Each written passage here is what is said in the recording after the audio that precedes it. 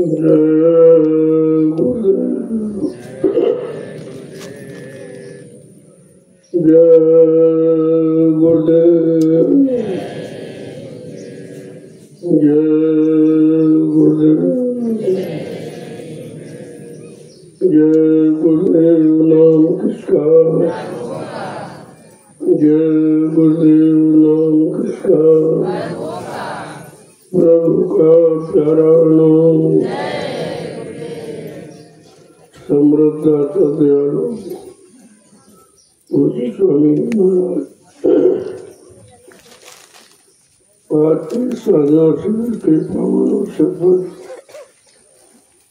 गुरुदेव आध्यात्मिक ज्ञानाश्रम रामशाला सीतापुर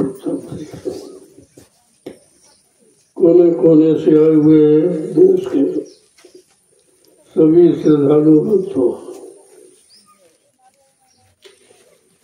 जब समय खराब आता है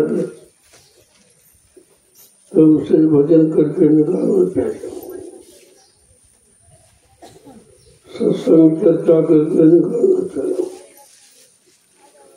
परमार्थ सेवा करके निकालना चाहिए, तो बुरे समय का असर कम हो जाता है। इसलिए सेवा जो आपके लिए रखी गई, ये खराब समय है से बचाने के लिए। आगे का समय इतना खराब है जिसमें बहुत कम लोग रह जाएंगे। देश दुनिया में इंसानों की कमी पड़ जाएगी, क्योंकि लोगों ने संत महापुरुषों का कहना नहीं माना। कहा वैसे तुम कोई धर्मात्मा महात्मा तो बन नहीं पाए, अच्छे नेक ईमानदार चरित्रवान बन नहीं पाए, तो कम से कम शाकाहारी बन जाओ। वो भी लोग नहीं बन पाए। कहा गया अगर तुम शाकाहारी बन जाओ तो कुदरत की मार से तुम्हें बचा लिया जाएगा। लोगों ने इस पर भी कोई ध्यान नहीं दिया और ज्यादा खराब होने लगे। सरकार भी उन्हीं की सहयोगी बन गई कि कोई कंट्रोल नियंत्रण हिंसाओं हत्याओं पर नहीं है और गंदे खान की बिक्री पर कोई कंट्रोल नहीं, खुलेआम मतलब है नहीं। इसीलिए तो समय जब खराया तो राजा की बुद्धि खराब हो गई। जब जिन युगों में राजा की बुद्धि खराब हुई उस राजा का विनाश हो गया। इतिहास ये सब बता रहा हूँ, मैं तो इतिहास की बात आपके सामने रख रहा हूँ। जब इस धरती पर सतयुग था उस समय राजा हिरण्यकश्यप की बुद्धि खराब हुई। वो धर्म कर्म को भूलने लगा, मानव ना मानवता इंसानियत प्रेम प्यार मोहब्बत सेवा दया सदाचार परमात्मा के नाम की उसके अंदर भी कमी हो गई।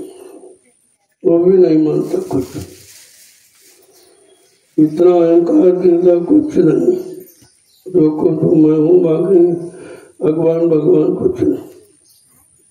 परिणाम क्या हुआ, उसका विनाश हो गया।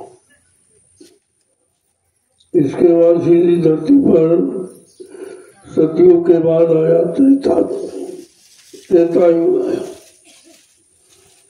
और उसमें राजा रमण, जिसके जैसा कोई विद्वान नहीं था, उसने अपनी अखंड साधना आराधना से ब्रह्मा विष्णु महादेव को वश में कर लिया था।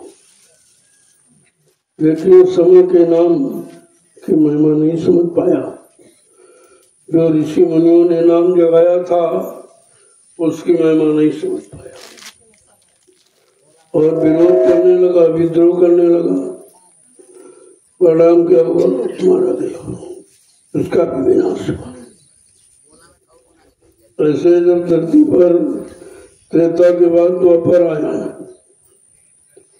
तो राजा कंस की बुद्धि खराब हो गई।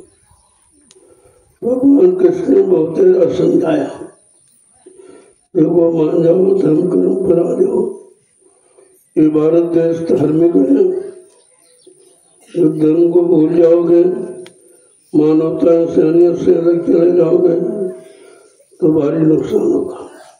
लेकिन उसने बिल्कुल नहीं सुना, तो वो भी मारा गया।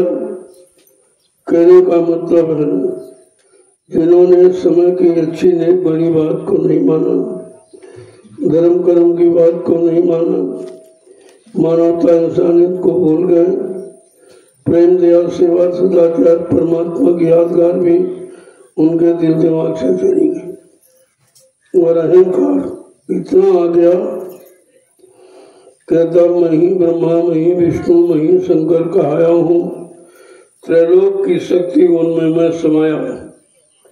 सूर्य और चंद्र मेरी आज्ञा से उदय और अस्त होते हैं, मेघ मेरे इशारे से सदैव जल वृष्टि कर। इतना बड़ा अहंकार। और अहंकार जब आया, अहंकार क्या करा, सब बेकार। वो भी बेचारा मारा गया, अपने आप को बचा नहीं पाया। ये समय के नाम जो जगाया जाता है, जीवों के काम के लिए आता है, उस नाम को नहीं समझ पाए तो विद्रोह किया तो मारे गए। आज कलयुग, अब सत्युग नहीं, दोपहर के बाद कलयुग आ गया। तो कलयुग का बिल्कुल विधान ही अलग है। वो तो जब खराब हुआ तब उसमें लोग मानेंगे ये तो खराब ही है, इसमें तो अच्छाई की कोई बात है नहीं। कलयुग का मतलब ही कल है। कल माने लड़ाई झगड़े का युग। और उसका कलयुग का प्रभाव भी देखने को मिला। पिता पुत्र में लड़ाई झगड़ा, भाई भाई में लड़ाई झगड़े, पति पत्नी में लड़ाई झगड़े, जात पातियों में, हिंदू मुसलमानों में, राजा और रैयत में, शिष्य और गुरु में, कहीं बचा ही नहीं कोई जगह जहाँ पर लड़ाई न हो। इसी को कहते हैं कलयुग। अब ये कला जब मच गई है, मचाई जा रही है, आप देख रहे हो, सब देश आपस में लड़ रहे, आपस में सब लड़ रहे। मुसलमान आपस में लड़ेंगे, अपनी हानि आप करेंगे। ये तो फकीरों का की भविष्यवाणी है, उनका संदेश है कि ऐसा वक्त आ रहा है, ये मांसाहारी आपस में लड़ जाएंगे।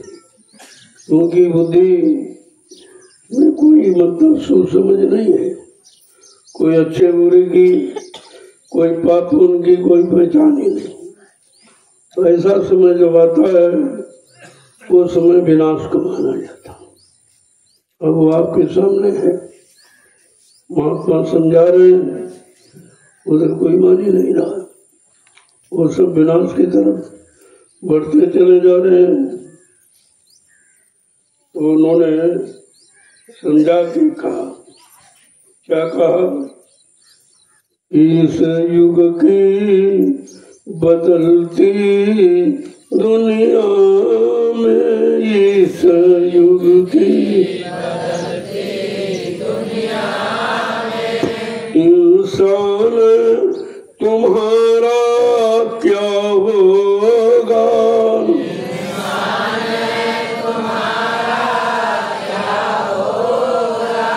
इस युग की बदलती दुनिया में, दुनिया में इंसान तुम्हारा क्या होगा, इंसान तुम्हारा क्या होगा, जब छाया रहेगा चारों तरफ, जब छाया रहेगा चारों तरफ, कोहराम तुम्हारा क्या होगा, कोहराम तुम्हारा क्या होगा, इस युग की बदलती दुनिया में, इस युग की बदलती दुनिया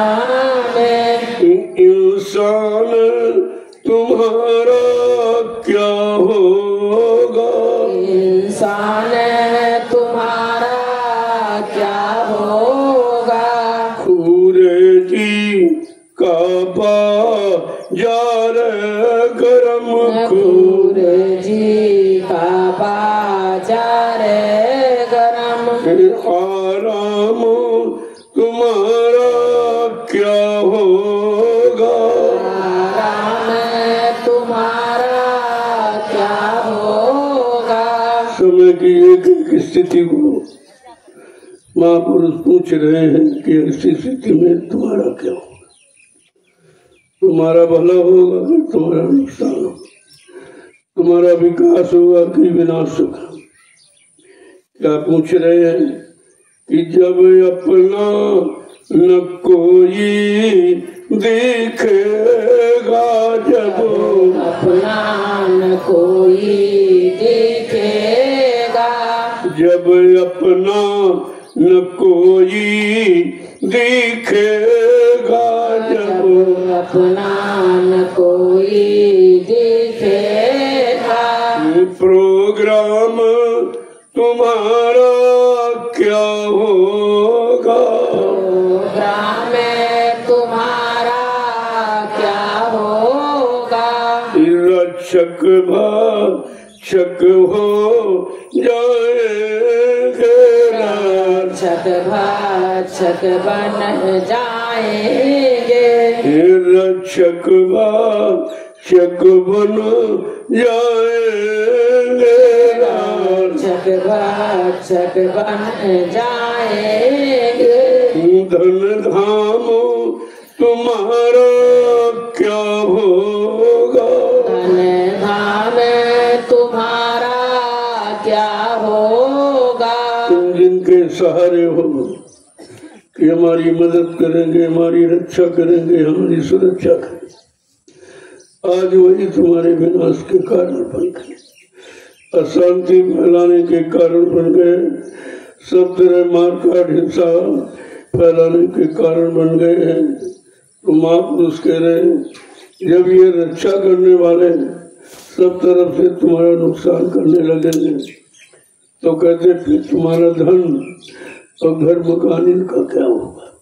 आगे क्या कह रहे हैं कि राजा रही यत लड़ जाएंगे, राजा रैयत लड़ जाएंगे, राजा रही यत लड़ जाएंगे, राजा रैयत लड़ जाएंगे। अंजाम तुम्हारा क्या होगा, अंजाम तुम्हारा क्या होगा। ऐसी स्थिति आ जाएगी राजा प्रजा आपस में लड़ जाए, विचारों में इतनी भिन्नता हो जाएगी, कितना खराब समय कलयुग का कि राजा रही यत लड़ जाएंगे, राजा रैयत लड़ जाएंगे। अंजाम तुम्हारा क्या होगा, अंजाम तुम्हारा क्या होगा। इस युग की बदलती दुनिया में, इस युग की बदलती दुनिया में इंसान तुम्हारा क्या होगा, इंसान तुम्हारा क्या होगा। सब धर्म लड़ेंगे आपस में, सब धर्म लड़ेंगे आपस में, सब धर्म लड़ेंगे आपस में, सब धर्म लड़ेंगे आपस में। ईमान तुम्हारा क्या होगा, ईमान तुम्हारा युग की बदलती दुनिया में, इस युग की बदलती दुनिया में इंसान तुम्हारा क्या होगा, इंसान तुम्हारा क्या होगा। कोई राम रहीम न मानेगा, कोई राम रहीम न मानेगा, कोई राम रहीम न मानेगा, कोई राम रहीम न मानेगा। भगवान तुम्हारा क्या होगा, भगवान तुम्हारा क्या होगा। इस युग की बदलती दुनिया में, इस युग की बदलती दुनिया में इंसान तुम्हारा क्या होगा, इंसान तुम्हारा क्या होगा। बीमारी कहर के मारे हुए भी, बीमारी कहर के मारे हुए, बीमारी कहर के मारे हुए भी, बीमारी कहर के मारे हुए नादान तुम्हारा क्या होगा, नादान तुम्हारा क्या होगा। इंसानों में इंसानियत ना रही, इंसानों में इंसानियत ना रही, इंसानों में इंसानियत ना रही, इंसानों में इंसानियत ना रही। तब नाम तुम्हारा क्या होगा, तब नाम तुम्हारा क्या होगा। इस युग की बदलती दुनिया में, इस युग की बदलती दुनिया में इंसान तुम्हारा क्या होगा, इंसान तुम्हारा क्या होगा। रहमतुआ मोहब्बत से खाली रहे, मतवा मोहब्बत से खाली, रहमतुआ मोहब्बत से खाली रहे, मतवा मोहब्बत से खाली।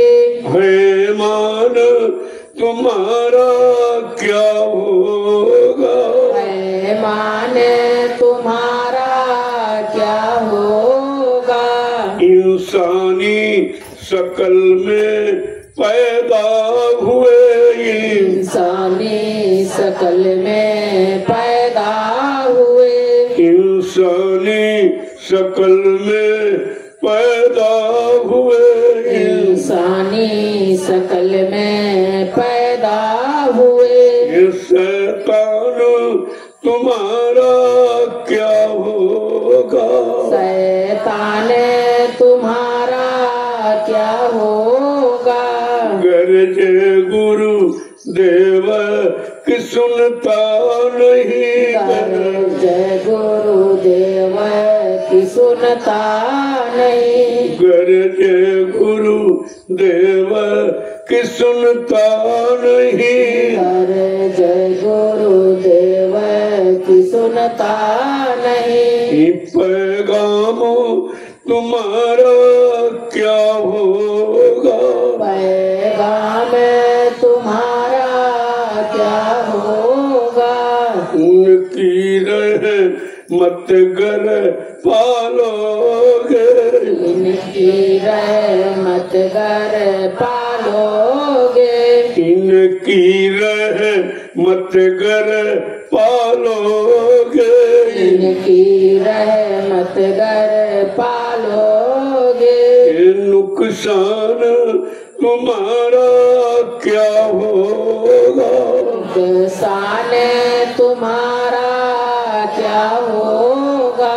इस युग की बदलती दुनिया में, इस युग की बदलती दुनिया में, इंसान तुम्हारा क्या होगा, इंसान तुम्हारा क्या होगा। देखो संत महापुरुष सारी हकीकत को खोल के कह रहा कि जब ऐसी स्थिति मानो इंसान की आ जाएगी तो इनका भला कौन करेगा, इनकी रक्षा संरक्षा कौन करेगा, इनकी जीवात्मा का उद्धार कल्याण कौन करेगा, जीवात्मा के नरकों से कौन बचाएगा। ये सब चीजें बराबर बता रहे और ऐसा समय समय आपके सामने है।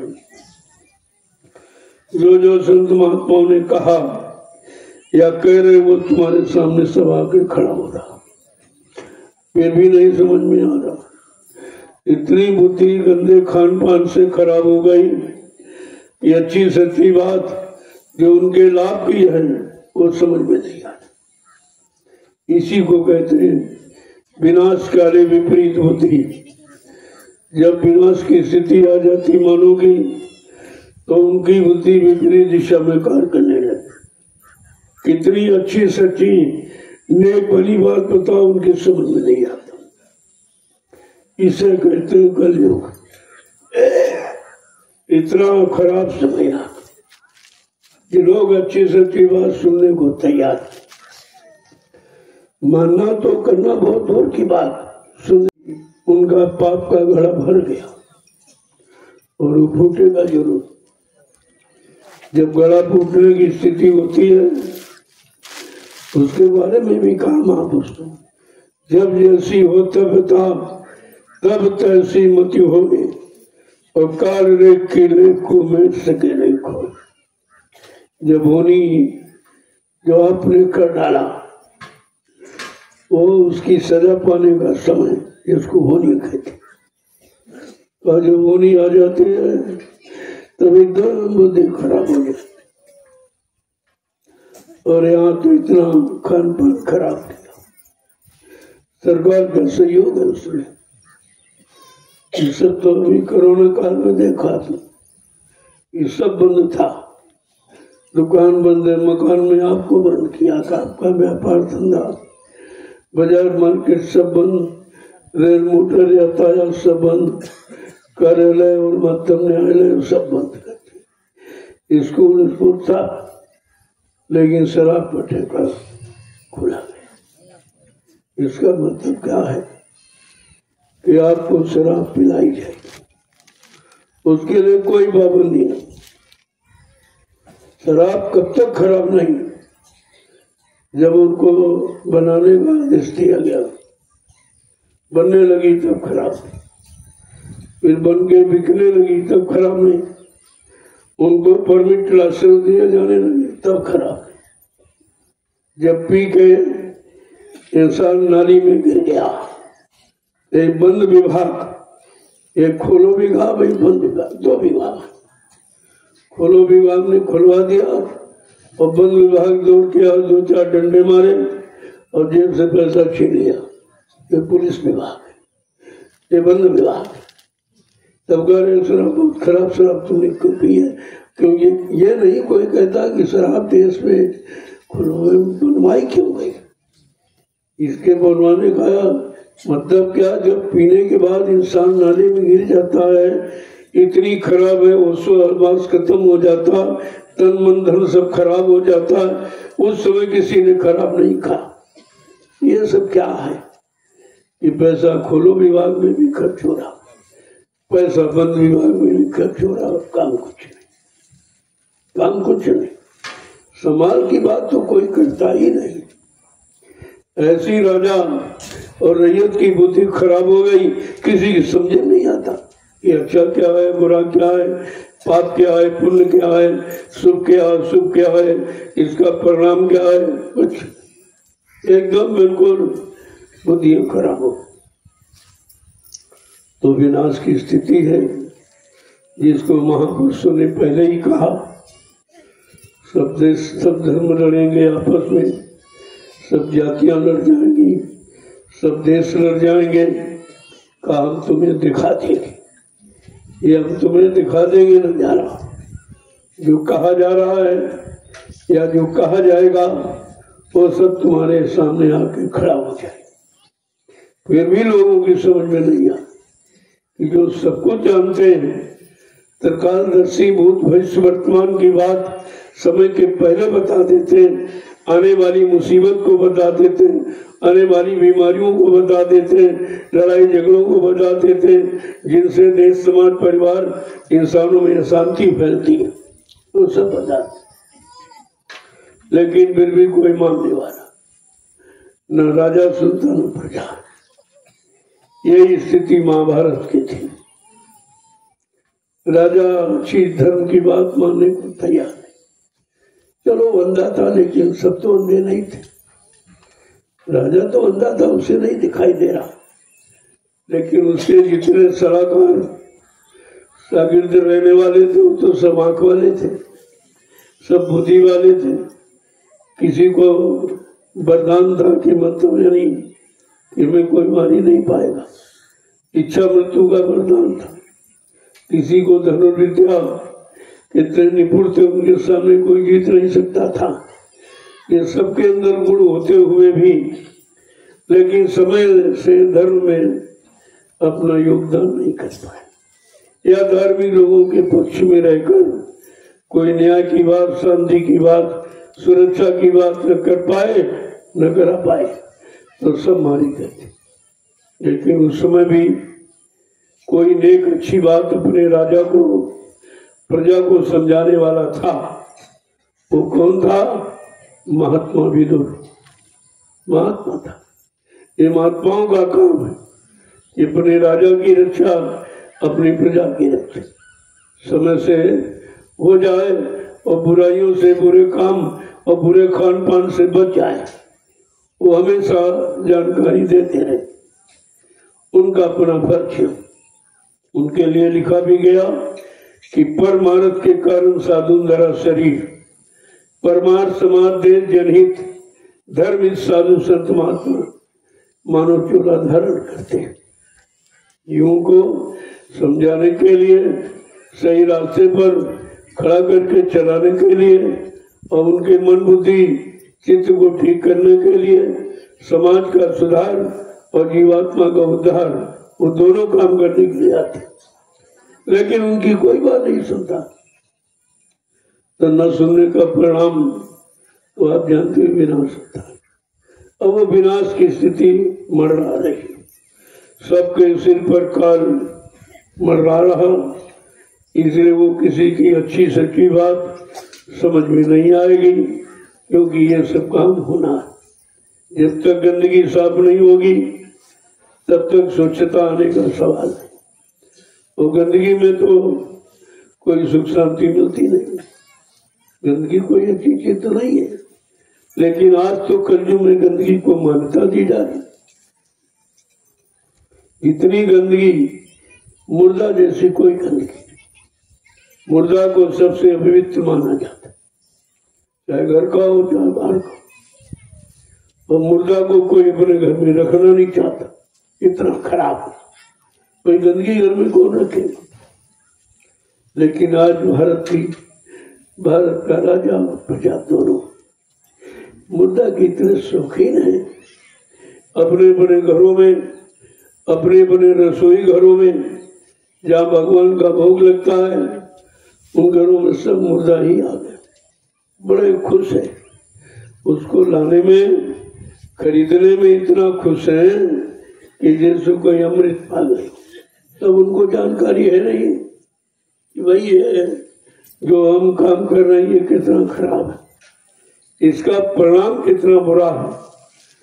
और वो देश में खुले हम देख रहे, पहले लोग चोरी से, डर से, भय से कुछ ये गंदे काम चोरी छिपा के करते हैं।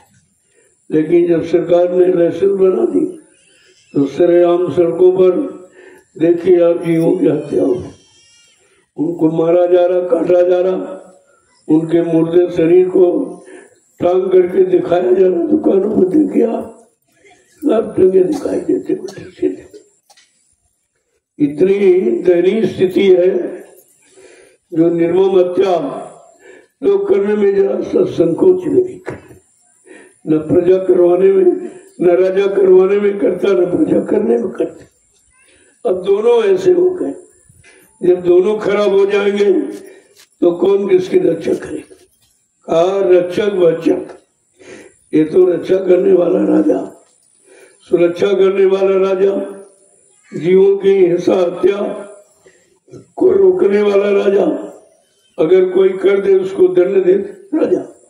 लेकिन जब राजा खुलेआम परमिशन लाइसेंस बनाने लगा, देने लगा, तब इससे खराब समय और क्या हो सकता, इससे खराब बुद्धियां और क्या हो सकती। और ऐसे खराब समय और खराब बुद्धि वालों से तुम कुछ उम्मीद करते हो कि तुम्हें कुछ मिल जाएगा। ये क्या दे देंगे और क्या दे दिया इतने दिनों में?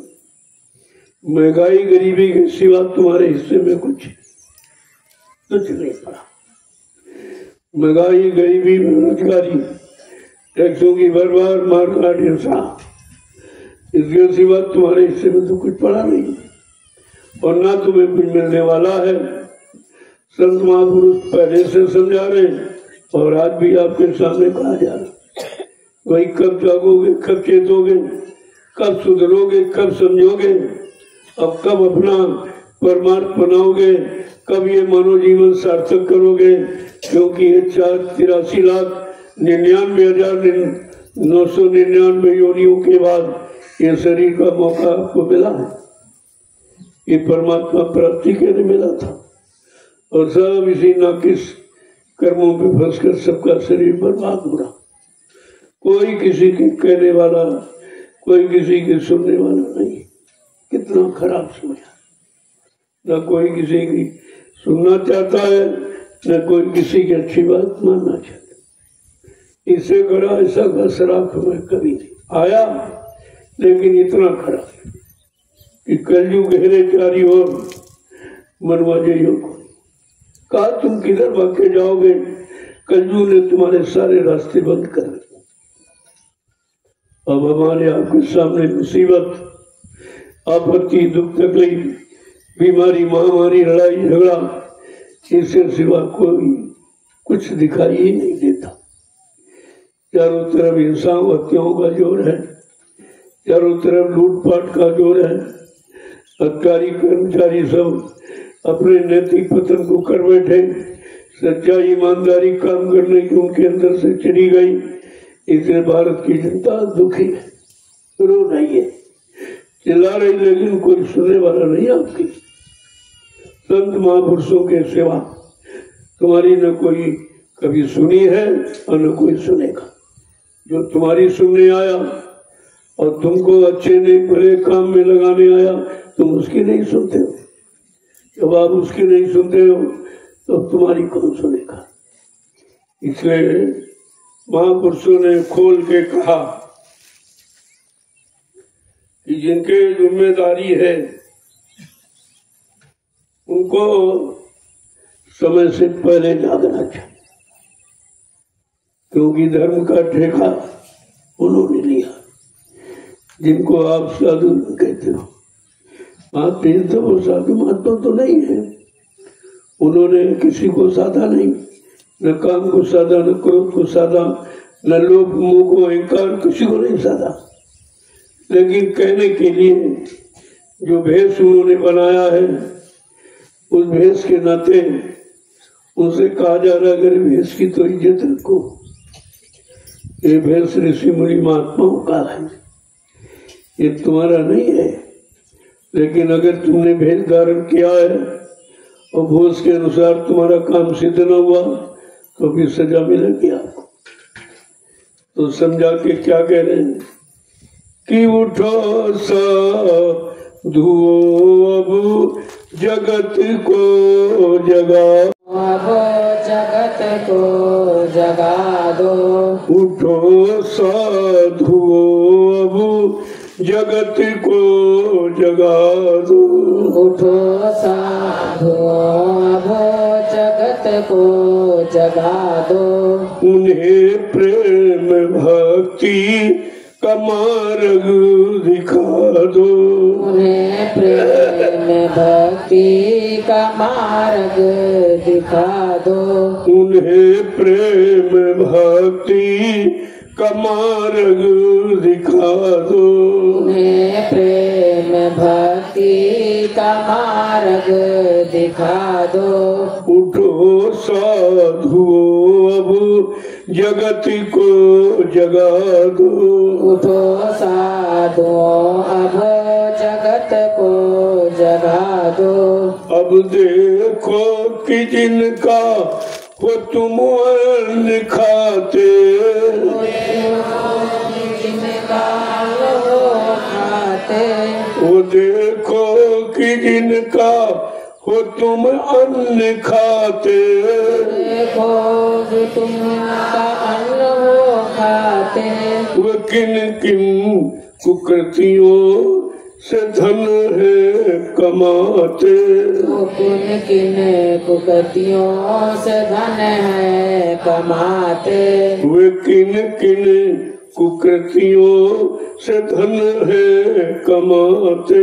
वो किन किन कुकृतियों से धन है कमाते। कुकृतों के इनके बता कर छुड़ा दो। कुकृतों के इनके बता कर छुड़ा दो। उठो साधुओं तुम जगत को जगा दो। उठो साधु जगत को जगा दो। उन्हें प्रेम भक्ति का मार्ग सिखा दो। उन्हें प्रेम भक्ति का मार्ग सिखा दो। ये सब गुरुजनों की शिक्षा भुलाए। सब जनों की शिक्षा भुलाए। ये सब गुरुजनों की शिक्षा भुलाए। ये सब गुरुजनों की शिक्षा भुलाए। नमन करना अपने बड़ों को सिखा दो। नमन करना अपने बड़ों को न आए। समन कर नमन कर न अपने बड़ों को न आए। नमन करे न अपने बड़ों को न आए। नमन करके नमना इन्हें भी सिखा दो। नमन करे के नमना इन्हें भी सिखा दो। उठो साधुओं अब जगत को जगा दो। उठो साधुओं अब जगत को जगा दो। उन्हें प्रेम भक्ति का मार्ग दिखा दो। उन्हें प्रेम भक्ति का मार्ग दिखा दो। न सुत अब पिता की बचन को है मानता। अब पिता की वचन को मानता। न सुत अब पिता के वचन को न मानता। वचन को न मानता। उस पूजनीय माता को है कैसे डांटता। पूजनीय माता को है कैसे डांटता। इन्हें पितृ भक्ति के गरिमा बता दो। इन्हें पितृ भक्ति की गरिमा बता दो। इन्हें पितृ भक्ति की गरिमा बता दो। इन्हें पितृ भक्ति की गरिमा बता दो। उठो साधुओं अब जगत को जगा दो। उठो साधुओं अब जगत को जगा दो। उन्हें प्रेम भक्ति का मार्ग सिखा दो। इन्हें प्रेम भक्ति का मार्ग सिखा दो। धर्म व कर्म सब से छूटी ये पाए। कर्म व धर्म से छूटी पाए। धर्म व कर्म से ये छूटी है पाए। धर्म व कर्म से छूटी पाए। उन्हें वासना तो हंसता बताए।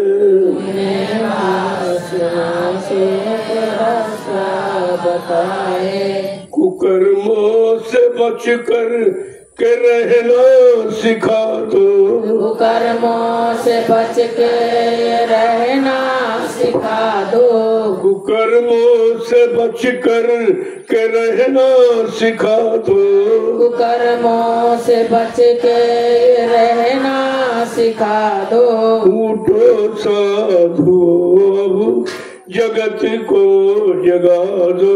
उठो साधु अब जगत को जगा दो। उन्हें प्रेम भक्ति का मार्ग सिखा दो। उन्हें प्रेम भक्ति का मार्ग सिखा दो। ये जिम्मेदारी इन भेदधारियों की थी जिन्होंने दाढ़ीवाल ऋषि मुनियों की नकल जंगलों में रहते थे तपस्या की जगह। उनके पास तो वहां कोई व्यवस्था थी नहीं। ये दाढ़ीवाल उनका जो भोग वासना से अलग थे और अपने मन बुद्धि चित्त को पाक साफ रखने के लिए ब्रह्मचर्य का अखंड पालन करने के लिए जंगल में गए थे। ये ब्रह्मचारियों शाकाहारियों सदाचारियों की वेशभूषा है। ये भगवा वस्त्र भगवान की प्राप्ति का। अगर भगवान की प्राप्ति नहीं हुई तो भगवा वस्त्र को आपने कलंकित कर दिया। इस वस्त्र की सजा आपको मिलेगी क्योंकि ये कहाँ का वस्त्र है, किसके लिए है, किसकी साधना किस मंडल मुकाम की थी। उनको अधिकार था कि इस वस्त्र का धारण करो। जिनको उस मंडल मुकाम की साधना करनी है वो तुमसे मिल लेंगे, वो तुमसे संपर्क कर लेंगे। ये उनके लिए थी, लेकिन सब भिखारियों ने, लोभी लालचियों ने, शराबी कबाबियों ने, सबने इस भगवा वस्त्र को बदनाम कर दिया और सरकार ने सबको पहरा दिया। समाज सुधार नहीं पाए, पहरा दिया, सब पैर घूमना जिसको। तो कहते कि अरे भाई इनको पहले कुकृत्यों से बचाओ, बुरे कर्मों से बचाओ, गंदे खान पान से बचाओ, गंदी आदतों से बचाओ, तब तो ये इस वस्त्र की कीमत समझेगी। ये ऋषि मुनियों की, ये ब्रह्म की प्राप्ति करने वालों की पोशाक थी। उस मंडल की, वो मंडल लाल है बिल्कुल, इसलिए वस्त्र का रंग लाल आया। रंग भी समय के अनुसार है। कृष्ण गोलोक से आए थे, प्रकट देश से, प्रकार रंग पीला होता, प्रकट का रंग पीला, इस उन्होंने पीताम्बर धारण किया था। ये परिचय था, ये सब परिचय लोगों को। बात तो समझे नहीं लोग। राम त्रिकुटी धाम से आए थे सबसे नीचे, इसलिए उनकी पोशाक, जब वो जंगल गए तब कहा जाते तो राशि कपड़े उतारो, मुकुट सिर से उतारो, ये भगवा वस्त्र पहनो, ये त्याग का ना खलक की आस। इस वस्त्र को पहनकर नारी का परित्याग, निद्रा का परित्याग और ये राशि तमोगुणी रजोगुणी भोजन का परित्याग, इस वस्त्र की कीमत है, इस वस्त्र की पहचान, इस वस्त्र की महिमा। लेकिन अब कुछ नहीं, सब खत्म, सब के सब खराब हो गए। अब कुकृतों के अपना कर अपने आप को खराब कर लिया। न राजा समझ पा रहा न प्रजा। सन्यासी राजगद्दी पर कभी नहीं बैठता, राज को तुच्छ मानता है। ये भोगों की जिंदगी है और उसकी योग की जिंदगी होती, बिल्कुल बिल्कुल उल्टा होता। लेकिन अब किसको कहा जाए, न राजा को प्रजा को, साथ एक ही रंग में रंगे घूमे रहे। किसी को वो सवास नहीं है ये रंग कहाँ का, किस मंडल का, किस मुकाम का, कहाँ तक के साधकों का, ये कुछ नहीं, सब नकारों का। तो कह रहे हैं कि भाई और सब इसीलिए गुरुजनों की शिक्षा हो, स्कूलों में शिक्षा, आश्रमों में दीक्षा। दीक्षा प्रभु प्राप्ति का मार्ग, आध्यात्मिक, और ये भौतिक है। शिक्षा भौतिक है, स्कूलों में पढ़ाई जा रही पेट पालन के लिए, आपको परिवार पालन के लिए, और इसमें कुछ नहीं। इस शिक्षा में कुछ अध्यात्म की कोई झलक नहीं, ना आध्यात्मिक उन्नत कोई कर सकता। क्या कह रहे हैं कि एक एक चीज को कहा, गुरुजनों की जो शिक्षा थी, तब सेवा धर्मार्थ परमार्थ सब बोल गए, और जो वो नमन करना सिखाते थे, नमन करना, लेकिन सब भूल गए। न पुत्र पिता को नमन कर रहा, न पिता को आशीर्वाद दे पा रहा, कुछ है ही नहीं कमाई उनके पास, और वो पिता पुत्र का रिश्ता खत्म। इसीलिए तमाम रिश्ते आ गए, पिताजी पापा हो गए। पापा, सुबह से शाम तक पाप को बुलाते हो, अब पाप आ गए, आप क्यों डरते हो, क्यों रोते हो, क्यों चिल्लाते? इस शब्द का प्रयोग हमारी भारतीय संस्कृति में नहीं है, तो करना भी नहीं चाहिए, लेकिन सब उसी मस्त हो गए। ये विदेशी शिक्षा है जो भोगों की है, भारत देश योगियों का है, यहाँ योग की शिक्षा। लेकिन अब न भोग जानते न योग जानते, न भोगों का परिणाम मालूम है न योग का परिणाम मालूम, तो व्यवस्था बिगड़ गई, इतनी बिगड़ गई कि मतलब माने पेट पुता नहीं देवा, क्या कह रहे, माने पितृ पिता नहीं देवा, साधुन से करवा मैं सेवा, इनके आचरण भवानी ते कलयुग। आज इनके ऐसे आचरण वो कलयुग में इंसान नहीं शैतान के, और ये स्थिति बहुत जोर से। माँ नहीं, मात पिता नहीं देवा, न माता पिता को मानते, क्योंकि माता शब्द खत्म, पिता शब्द खत्म, और विदेशी शब्द आपने लगा दिया, तो भोगों के सिवा वो भी दोनों कुछ नहीं जानते, न माँ जानता न बाप जानता। इसीलिए सर्वप्रथम अपना कर्तव्य समझता, इसको भोगों की जिंदगी में डाल दो, शादी ब्याह कर। शादी ब्याह में भोग के अलावा क्या मिलना आपको, और भोग रोग बन जाएगा, फिर वो जीवन का दुख हो जाएगा, फिर आपको किसी तरह की शांति नहीं मिलेगी।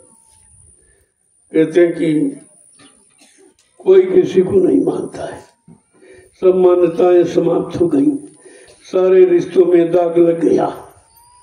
कहते हैं कि इन्हें पितृभक्ति की महिमा सिखा दो। ऐसा साधु, अगर तुमने भेष बनाया है तो देश का भला करो। देश का भला करने के लिए भेष बनाया था। अरे देश में रहने वाले लोगों का कुछ भला करो, उनको नैतिक शिक्षा सिखा दो, और वो परिवार समाज में सुखी हो जाए, परिवार समाज देश की स्थिति ठीक हो जाए। ये तुम्हारा अधिकार है, ये तुमने जिम्मेदारी ली है, ओढ़ी है वस्त्र पहनकर, लेकिन कुछ नहीं, कोई इसका मतलब नहीं, कोई हिसाब पूछने वाला नहीं। क्या कह रहे हैं, धर्म और कर्म सब भूल गए, न उनको मानव धर्म की का ज्ञान है, न मानव कर्म का ज्ञान, केवल पशु जीवन व्यतीत कर रहे। जो पशुओं में आदत होती है यही पशु प्रवृत्ति है कि आप ही चले। पशुओं को छोड़ दो तो वो आगे आगे पशुओं के आगे चलता, ये सारी घास हम ही चले, किसी को न मिले। आज वही इंसानों में आ गया कि हम ही खाएं, हम ही जिंदा रहें, हम ही सुख शांति में रहें, हमारी मतलब उन्नति हो, बाकी किसी बारे में कोई सोच विचार नहीं। ऐसा खराब समय आ गया। क्या कह रहे, कहा कि इन्हें वासना तो अवस्था दबाए, इनको वासनाओं ने दबा दिया, भोग वासनाओं ने इनको दबा दिया। अब ये अच्छी सच्ची नीत की बात सोची नहीं पाई। अपने शरीर को बनाए या बनने की तरफ ले जाए, उसके बारे में कोई जानकारी। सबको बिगड़ने का रास्ता बताया गया। तुम कैसे बिगड़ोगे, कितना बिगड़ोगे, कब तक बिगड़ोगे, बिगड़ने का परिणाम क्या पाओगे, और सबके सामने बुरे कर्मों की सलाह देने वाले सभी, अच्छे रास्ते पर चलाने वाला कोई नहीं। इसीलिए समाज बिगड़ गया, परिवार बिगड़ गया, देश दुनिया बिगड़ गई, क्योंकि बिगाड़ने वाले हैं लेकिन बनाने वाला नहीं। और बनाने वाले जो संत महापुरुष, तुम उनकी मानोगे नहीं, उनकी तो कोई सुनता ही नहीं। ऐसी बुद्धि विकृत हो गई कि उनकी बात तो किसी की समझ में आती नहीं। तो प्रभु समय बहुत खराब, अब और ज्यादा खराब आने वाला है। उसमें इंसान को अपने आप को बचाना बड़ा मुश्किल हो गया। इतना खराब समय आ रहा, इंसान अपने आप को बचा नहीं पाएगा। इतने लोग बैठे हो, इनमें से तमाम लोग शरीर छोड़ के चले जाए, उनको ये साधना शिविर का अवसर फिर कभी नहीं मिल पाएगा। इसलिए ये जीवों को देख कर रखा कि चलो इसमें कुछ अपना काम बना लो। इसमें भौतिक जगत और आध्यात्मिक जगत और शरीर और मतलब यानी आत्मा, दोनों के बारे में आपको संदेश मिलेगा। उस संदेश को अगर तुमने लेना सीख लिया तो तुम्हारा भौतिक और आध्यात्मिक दोनों बन जाएंगे। क्योंकि शरीर है तो भौतिक व्यवस्था चाहिए। शरीर भौतिकता से बना, भौतिकता के लिए बना, तो इसको प्रयोग का सामान चाहिए। वो सामान भी आपको मिल जाए और उसी में जीवात्मा का कल्याण भी हो जाए। वो तो दोनों काम कराते, गृहस्थ आश्रम में रहकर। ये दोनों काम अपने बना लो। भौतिक जगत को समझ लो कि इसमें रहे, लेकिन थोड़ा बच के रहे। किससे बचे? भोग वासनाओं से बचे जो तुम्हारी शरीर को कमजोर कर देंगे। फिर तुम अध्यात्म कर नहीं पाओगे। अध्यात्म की कमाई के लिए शक्ति ताकत चाहिए। अगर आपने सब भोगों में नष्ट कर डाली तो अध्यात्म फिर आपसे नहीं होगा। इसलिए कहा जा रहा कि घर गृहस्थी परिवार में रहो, लेकिन थोड़ा संयम है। ये संयम की बात महात्मा ने क्यों कही कि जब संयम में रहोगे तो शक्ति कहा कि आप नाश नहीं करोगे, अनावश्यक प्रयोग करके बर्बाद नहीं करो। लेकिन सब अनावश्यक प्रयोग कर, कोई बच ही नहीं पा रहा इससे। और इसे बचाने के लिए संत महापुरुष आए और प्रमाण बनकर आपको बचाते समझाते। लेकिन जीव इतना बिगड़ गया है कि उसको समझने की बात तो सुनाई ही नहीं देती और बिगड़ने की बात सुनाई देती। और बिगड़ने को पहले अपनाता और समझने के लिए कुछ ऐसे नहीं करता, तो फिर सुधार कैसे होगा? अब सुधार ये तो राजा पर निर्भर है। यथा राजा तथा प्रजा, धर्मी राजा धर्मी प्रजा। अगर राजा धार्मिक है तो धार्मिक कार्यों में जनता को जरूर डालेगा, धर्म की तरफ अपना रुझाव झुकाव जरूर रहेगा, अपनी जनता को धर्म के लिए प्रेरणा देगा। अब उसे धर्म मालूम नहीं राजा को, तो क्या करे? वो तो इसी को धर्म मान रहा, पत्थर कागज कैलेंडर को, इसी को धर्म मानता और इसी में सारा समय खराब कर दिया। आपने देखा अभी कि अयोध्या में सारा देश का पैसा एक पत्थर के भगवान को खड़ा करने में लगा दिया। पत्थर का चेतन नहीं, जड़, कोई काम नहीं करेगा, न बोलेगा, न चलेगा, न कोई शिक्षा देगा, न सुधार करेगा, कुछ ही नहीं कर सकता, न कोई सलाह दे सकता। उस पत्थर के भगवान को खड़ा करने में सारे देश का विकास लगा दिया, सारे देश का पैसा लगा दिया और पूरा 10 वर्ष का समय लगा दिया गया और भगवान ने परिणाम दे दिया कि एकदम जीरो, नतीजा जीरो निकला, कोई मतलब नहीं। अब फिर भी समझ नहीं आ रही। अरे शर्म आनी चाहिए, जहाँ पर तुमने 10 वर्ष खराब किए और जनता के मतलब यानी पैसा और बेकार जो आपने उस पत्थर की मूर्ति खड़ा करने में लगा दिया और फिर भी उस पत्थर ने तुमको फैसला दे दिया ये समय खराब क्यों कर रहा, ये जनता की सेवा के लिए था। जो तूने पत्थर की भगवान को खड़ा करने में लगा दिया, ये पैसा, ये सेवा भारत की जनता के विकास के लिए, कुछ नहीं। और परिणाम मिल गया इतने बेशरम, और फिर भी वही कहा। कोई शर्मदार होता तो इस्तीफा दे देता कि जब भगवान ने फैसला दे दिया अब ऐसा अनैतिक कार्य कभी नहीं करूंगा और इसी गंदी राजनीति से इस्तीफा दे, संन्यास लेने लगे। लेकिन कहीं इतनी भोगों की प्रबल इच्छा है कि मतलब यानी अच्छी से अच्छी बात तो समझने को न राजा तैयार है न प्रजा तैयार। जय गुरुदेव, जय गुरुदेव, जय गुरुदेव। नाम किसका? प्रभु का प्यारा नाम। अब आप लोग खड़े हो जाए।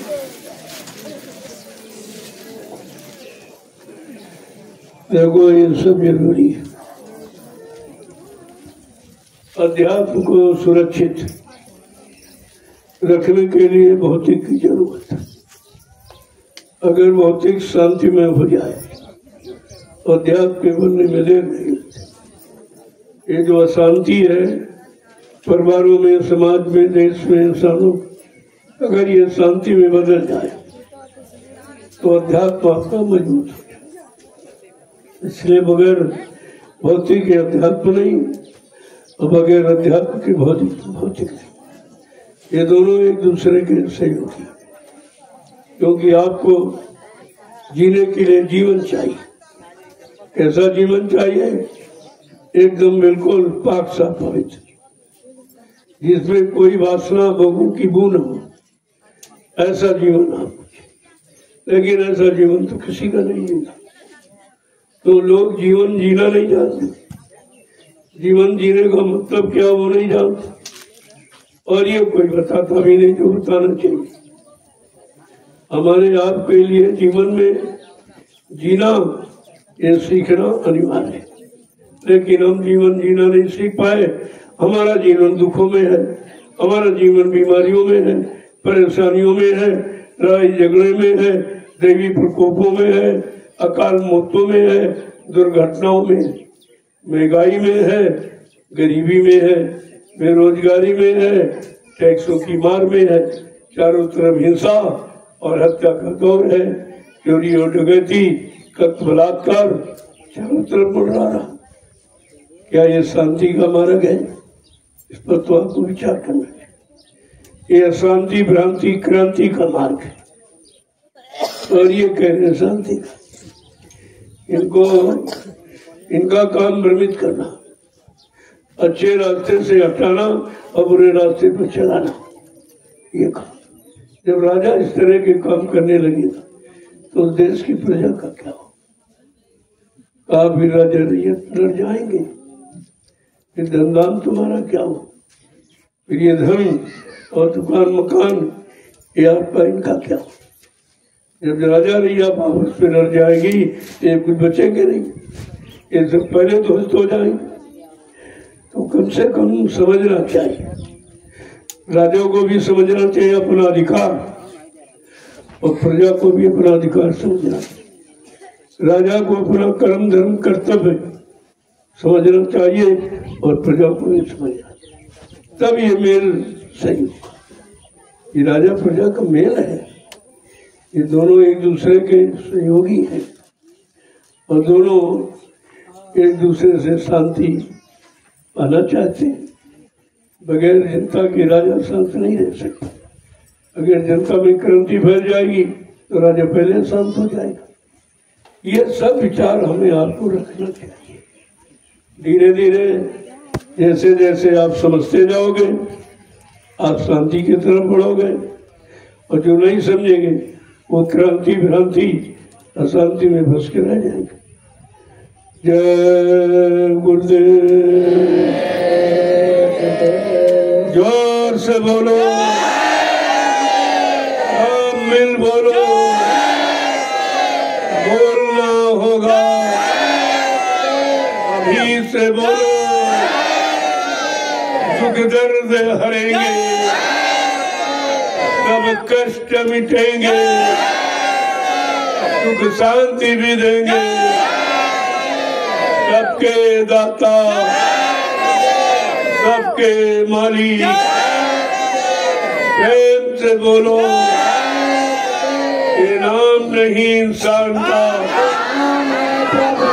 ये काम नहीं इंसान का। अब जो काम आप कर रहे हो, जिस परमार्थी सेवा करके लोगों को एक प्रमाण प्रस्तुत कर रहे हो, कि जब तक परमार्थ की भावना लोगों में नहीं आएगी तब तक देश का समाज का विकास तो परमार्थ पर निर्भर है। कोई सामान बटोर ही नहीं पाता। सामान है अगर प्रयोग सही नहीं तभी काम नहीं होगा। सामान का दुरुपयोग करोगे तो राष्ट्र का दुरुपयोग हो जाएगा, फिर आपके राष्ट्र की स्थिति खराब हो जाएगी। उस स्थिति को कवर करने के लिए फिर महंगाई टूट पड़ेगी, टैक्स आ जाएंगे तरह तरह के, उसको पूरा करने के लिए। इसलिए सर्वप्रथम तो राष्ट्रभक्ति लोगों में रहा। ये राजा का परम कर्तव्य है, जिस राष्ट्र के तुम मालिक हो लोगों में राष्ट्रभक्ति ले कि राष्ट्र का सामान ये भारत की जनता अपना सामान समझे, क्योंकि ये जनता के लिए है और जनता के काम के लिए। लेकिन जब तक राजा उस पर बल नहीं देगा तब तक ये बेचारे क्या समझे। आज आप देख रहे हो ट्रेनें जलाई जा रही, बसें जलाई जा रही, कार्यालय जलाए जा रहे, ये सब क्या है? ये राष्ट्रीय संपत्ति का दुरुपयोग है। और राष्ट्रीय संपत्ति का दुरुपयोग करने वाला कभी जीवन में राष्ट्रभक्त हो ही नहीं सकता। चाहे राजा हो चाहे प्रजा, सबके लिए नियम लागू।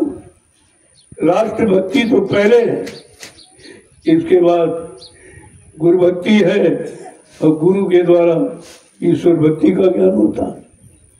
पहले तो राष्ट्रभक्ति। जहाँ रह रहे हो इनमें तुम्हारा जीवन जीने की आपको शिक्षा दी जा रही है। सर्वप्रथम तो राष्ट्रभक्ति हो। आज राष्ट्रभक्ति तो किसी में है ही, न राजा में न प्रजा में। दोनों राष्ट्रभक्ति से अलग, इसलिए राष्ट्र खराब हो गया। राष्ट्र में रहने वाले लोग खराब हो गए। वो बजाय प्रेम प्यार मोहब्बत के लड़ने झगड़ने लगे और दया और रहम खत्म हो गया, मारकाट करने लगे। अभी देखो बांग्लादेश की क्या है। जिस बांग्लादेश को भारत ने बसाया है, बाबा जी ने उसी समय मना किया था, ये बांग्लादेश तुम्हारा आगे काल बन जाएगा, ऐसी शरण किसी को मत दो। लेकिन ये लोग माने नहीं, नहीं ये और नाम बड़ी करने के लिए किया, वो तुम्हारे पर हावी है। इस समय हिंदुओं पर हावी है, बिल्कुल वो हिंदुओं का विनाश करना चाहता। अब तुम्हें सीख समझ आ जाएगी कि हमें किसकी मदद करनी चाहिए। जिसके अंदर रहम और दया हो उसकी तो मदद करना ठीक है। जिसमें कोई रहम दया नहीं है, कोई इंसानियत नहीं है, कोई मानवता नहीं है, कोई प्रेम प्यार मोहब्बत नहीं है, और उस पर रहम करके तुम अपना एक दिन भारी नुकसान कर। जब उसकी शक्ति संगठित हो जाएगी, शक्तिमान बन जाएगा, तो आप पर हमला कर देगा, आपको भगा देगा और जगह पर बना देगा। ये बांग्लादेश भारत का बसाया हुआ, तो भारत ने बहुत मदद, सब तरह की मदद कि चलो किसी तरह से बच जाए। लेकिन संत महापुरुष तो भूत भविष्य वर्तमान को जानने वाले बाबा जी ने पहले मना किया, ये सब आपस में लड़ जाएंगे। पूर्वी पाकिस्तान, पश्चिमी पाकिस्तान आपस में लड़के समाप्त हो जाएगा, बचे कुचे लोग भारत में मिल जाएंगे। भारत एक अखंड राज्य, अखंड देश होगा।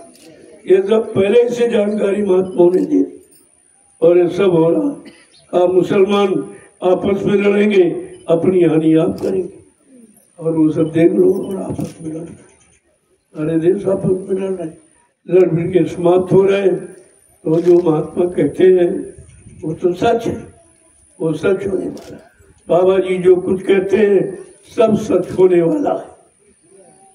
वक्त बदलने वाला है, कलयुग जाने वाला है, सतयुग आने वाला है। कलयुग सतयुग के टक्कर में बच्चा निकल कछू मर जाएगा और देखिए सबका निकल, सबका कछू मर देश विदेश सब निकल।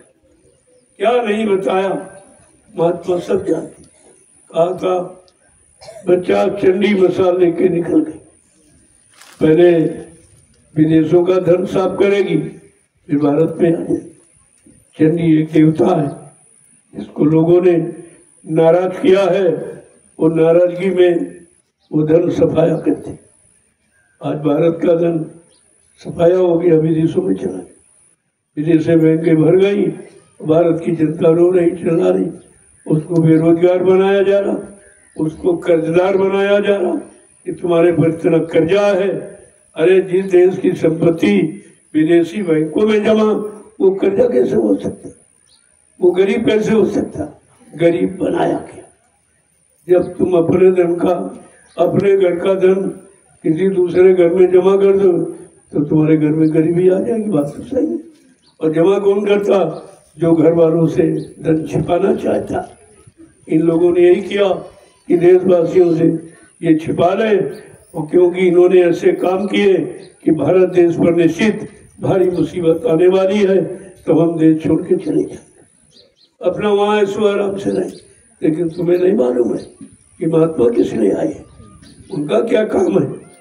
कहा वो जब तुम भागोगे तो एरोड्रम पर दूरदर्शी खड़ी मिलेगी, वो सबको पकड़ेगी और कहेगी तुमने देश में कितने साल शासन किया, कितना पैसा तुमने लूटा, विदेशी बैंकों में जमा कर दिया, वो सब हिसाब दिए जाओ, तब तुम्हें जाने दिया जाए। अब इनको ये सब क्या मालूम, इनको ये कुछ नहीं मालूम कि महात्माओं ने ऐसी व्यवस्था बना रखी जो हजारों वर्ष तक कोई हिला नहीं सकता, और वो गुप्त रूप में सारी व्यवस्थाएं तैयार की जाए। उनका बीच में लीला करना व्यवस्था बनाने का काम। कहा था सारे विश्व में प्रचार होगा, वो भारत का धर्म सारे विश्व में जाएगा, सारे विश्व के लोग मानेंगे, तो एक जगह रहकर क्या विश्व में प्रचार हो जाएगा?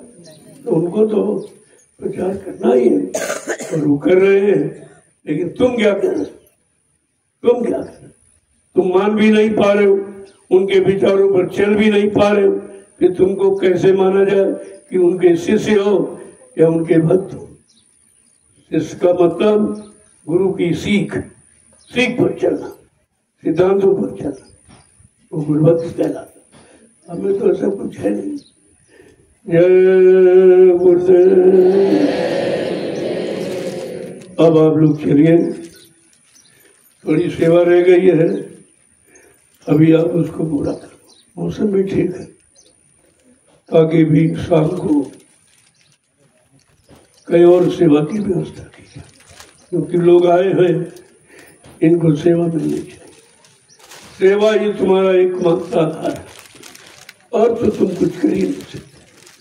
भक्ति तुम्हारे बस की नहीं है, भजन तुम्हारे बस का नहीं है, सत्संग याद रखना वो तुम्हारे बस का नहीं, सत्संग बच्चों को अपने जीवन में उतारना चलना ये तुम्हारे बस का नहीं। तो कम से कम सेवा कर लो।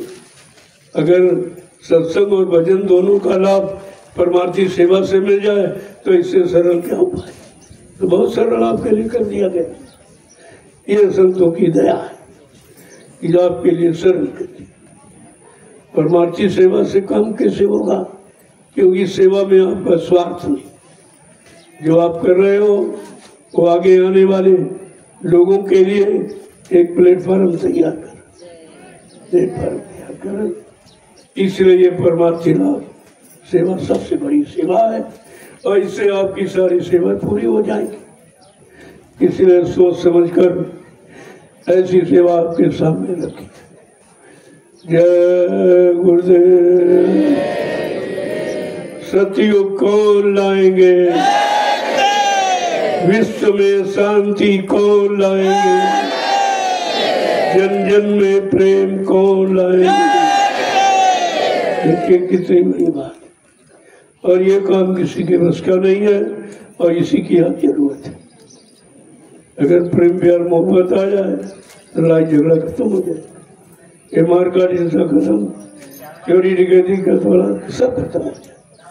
अगर प्रेम आ जाए, प्यार मोहब्बत, तो ये सब एक चीज के लागू होने पर कितनी समस्याओं का समाधान हो जाता, यह बात लोगों को मालूम नहीं है। जय गुरुदेव। देखो जो लोग जाने वाले हैं, जिनको कई घरों में विशेष काम, वैसे इससे बड़ा कोई विशेष काम, ये आपके जीवन की बात है, जीवन मरण के सुधार की बात है। जो बात कहीं हल नहीं हो सकती, कोई कर नहीं सकता, वो आपकी समस्याओं का हल है। किसी को बहुत जरूरी है तो जा सकता। अभी मिलने में बैठा हूँ, वो मिलने में सामने न चलेगा। जिनको कल जाना सुबह शाम को वहाँ मिलने, जहाँ से बचे मैं आपको मिल बोलूँगा, प्रसाद भी दूंगा, चल जाइए। लेकिन बार बार तुम परेशान मत, क्योंकि बहुत काम है। ये सब प्रेमी आ रहे हैं, इनसे मिलना जुलना, इनकी समस्याओं को सुनना, परेशानी तरह तरह की। अभी जो लोग मिलेंगे वो अपनी परेशानी बीमारी बताएंगे, कोई न कोई उनके लिए समाधान बता दिया जाएगा। जय गुरुदेव। अब आप लोग चलिए, लोगों को बता दो कि आज की सेवा कहाँ हुई। बिल्कुल सब स्पष्ट बताए गुरु, ताकि वहीं पर बहुत लोग हैं, एक जगह अगर पहुंच जाएंगे तो सेवा नहीं हो पाएगी, इतनी भीड़ हो जाएगी सेवा कर ही नहीं पाएगी। इसलिए कई जगह इनको सेवाओं में नियुक्त कर दो, ताकि सबको सेवा मिले और सब सुचारू रूप से कर सके। ये तुम्हारा काम है। जय गुरुदेव। अब चलो आप